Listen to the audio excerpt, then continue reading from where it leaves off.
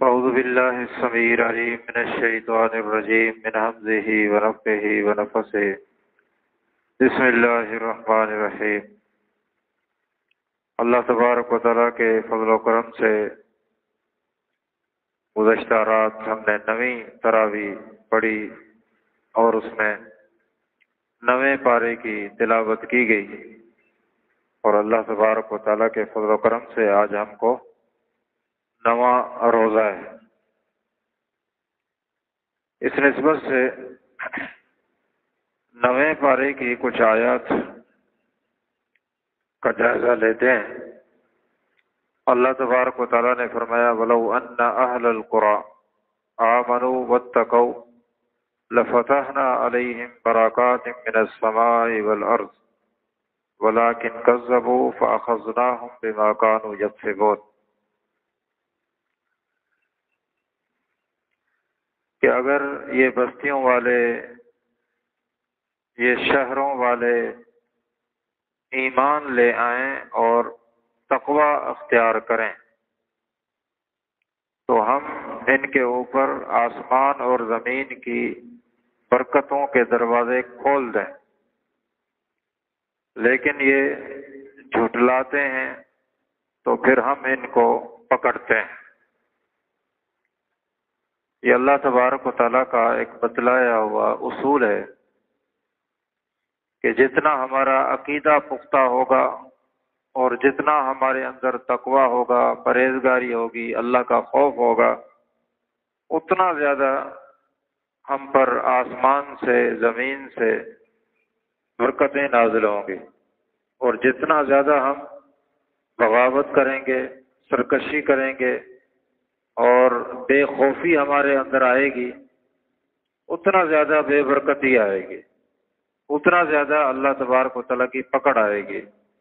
تو اس سے یہ درس ملتا ہے کہ ہم یہ زندگی بسر کریں اللہ تبارک و تعالیٰ کے خوف کے ساتھ، تقوی پرہیزگاری کے ساتھ اور عقیدہ توحید کے ساتھ۔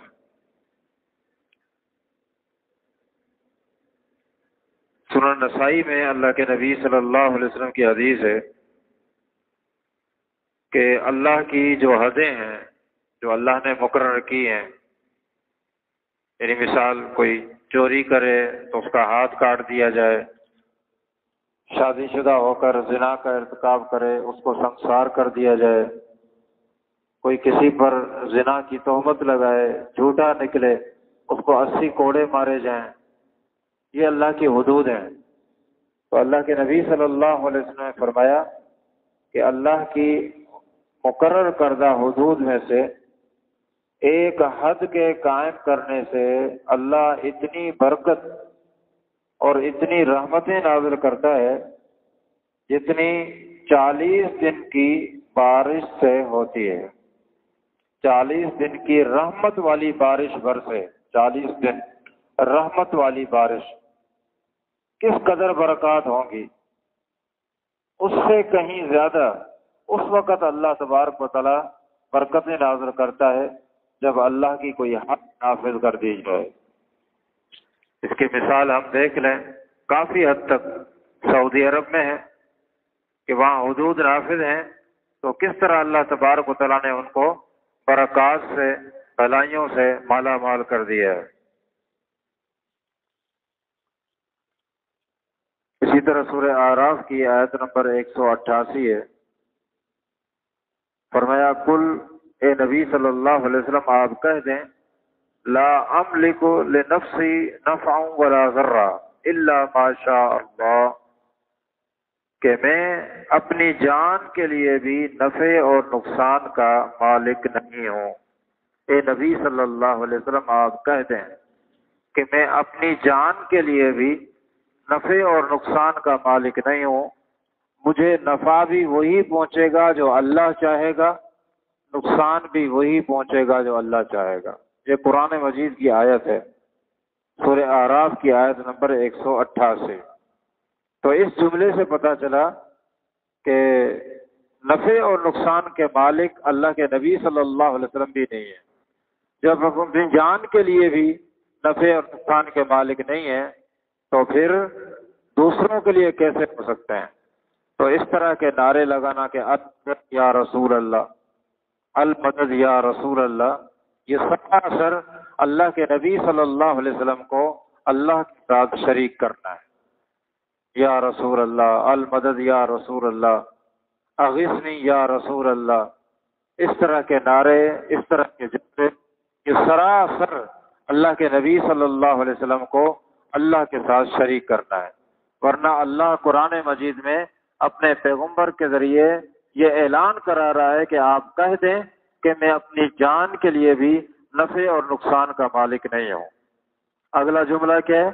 وَلَوْ كُنْتُ أَعْلَمُ الْغَيْبَ لَاسْتَكْثَرْتُ مِنَ الْخَيْرِ وَمَا مَسَّنِيَ السُّوءُ، اگر میں عالم الغیب ہوتا تو میں اپنے لیے خیر ہی خیر سمیٹتا اور مجھے تکلیف پہنچتی ہی نہ۔ عالم الغیب کا مطلب کیا ہے؟